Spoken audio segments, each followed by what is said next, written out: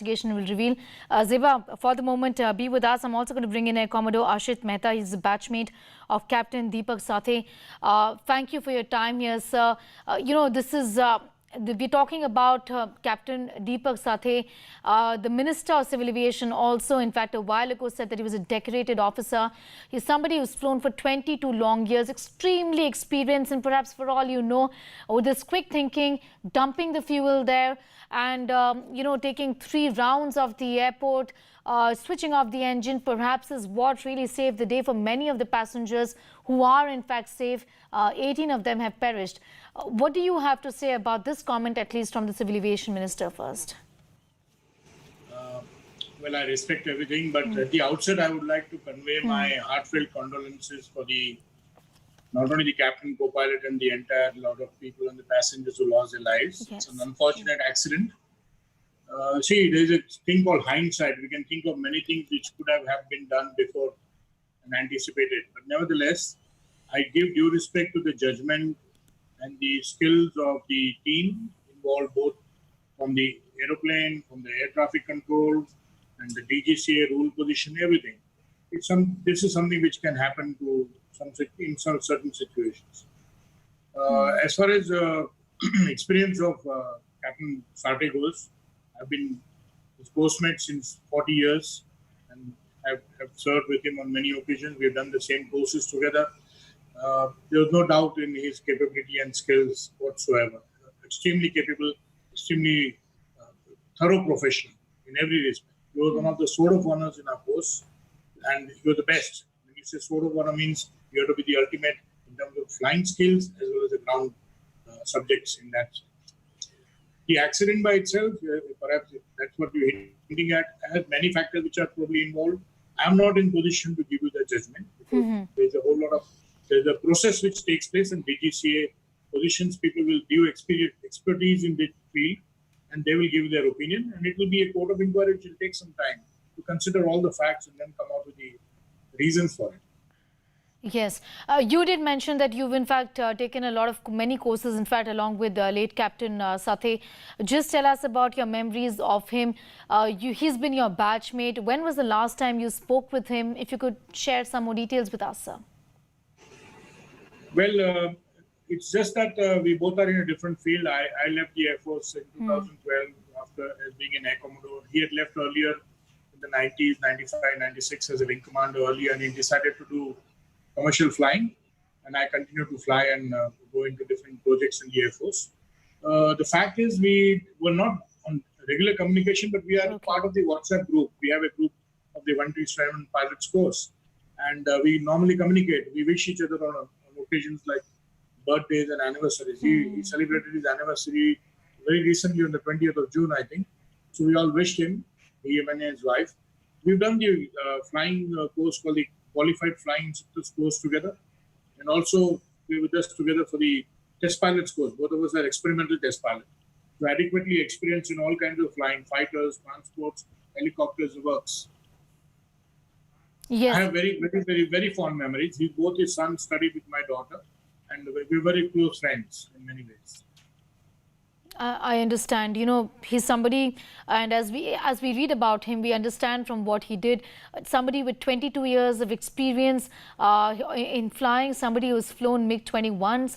He's also somebody, again, we've learned, and tell us more about that, sir, that he also has in the past, in the 90s, if I'm not mistaken, survived a crash, landed up with injuries in his skull as well. Do you know about that particular incident, that particular accident? Actually, it was a bike accident. He was not even riding. He was a pillion. It happened in Chandigarh in the early years when we were flying officers. Somebody else was riding and he met with an accident where he was injured. But I must give the credit to Deepak. He not only recovered after that so-called skull injury and made it back into flying in a matter of very short, barely about 6 months down. Thereafter, he was back in the course and he caught up with us. All of us who went for the qualified flying course, qualified flying instructors course, which is amazing. It is not an easy thing. He's extremely determined. He was extremely determined, very capable and amazed, and he loved flying. He loved flying. I just want to know because for us who don't know how this works really, his cousin in fact has put out a post saying that he switched the engine off on time. This is something that is being said by many experts, including members of the government really, that switching off the engine is what prevented the aircraft from bursting into flames, and that actually has ended up saving many more lives. Commodore, would you want to comment on that as well? See, it is not right on anybody's part to give any comments Right. about what Okay. happened in the cockpit. You as you said, you already recovered the black box, the flight data recorder. All it will give out the complete story of what was happening throughout the flight from the beginning to the end. And we should wait for the analysis that is being carried out by competent authorities who are authorized, who are capable, and who have the expertise in this. To be honest, it's too early to presume that something had gone wrong and he had taken these actions. We never know what happened really, whether it was a judgmental error, a technical error. I don't think nobody's in position to give that. It's not fair. Enough. Fair It's enough. not fair. Yes. What we're also hearing is that Captain Deepak Sathe is somebody who in fact has used this particular runway, this tabletop runway in the past as well. So in that sense, a lot of experience even when it comes to using runways of this nature, tabletop runways, which are actually considered the riskiest sort of runways for landing in the entire world, not just in India. Even if I don't know the exact figure, but there will be hundreds of such airports in the world. Yes. And aviation is a field where on a day-to-day basis, there are developments which take place technologically in terms of capability. We have adequate, kind of reserves, or we talk about processes where we make sure that the safety is given the topmost priority, be it a fighter flying or a commercial flying. Commercial flying even more. The risk factor is minimized to as much extent as possible. We have capabilities which is provided based by the systems on the ground, the avionics or the technical system like the landing ILS systems, instrument landing system which has categories like 1, 2, 3, Cat 1, Cat 2, Cat 3. For example, if you take Delhi, in the month of winters when the fog is so thick, yet the aeroplanes continue to operate normally because there are categories of that kind of equipment which is provided to such airfields. Similarly, on tabletop airfields, while the runway is short or the overshoot area and undershoot areas are not so comfortable, Yes. the practices, capabilities of the aircraft, experience of the aircraft, everything is taken into consideration. Okay. You will imagine that a pilot landing at Leh, which is at 10,000 feet elevation, he'll not be a novice. A new ab Absolutely. initio youngster will not be allowed to fly there. So I trust the airlines, all the airlines. In fact, every airline makes sure that they depute the most experienced and people who have had the past, having experienced that landing on those areas, they are initially checked for that.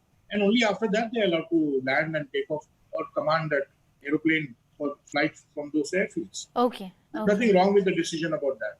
All right. Air Commodore Ashit Mehta, thank you so much for having a conversation with us, for speaking with us. Remember, he is in fact the batchmate of Captain Deepak Sathe, who died in that horrific crash yesterday at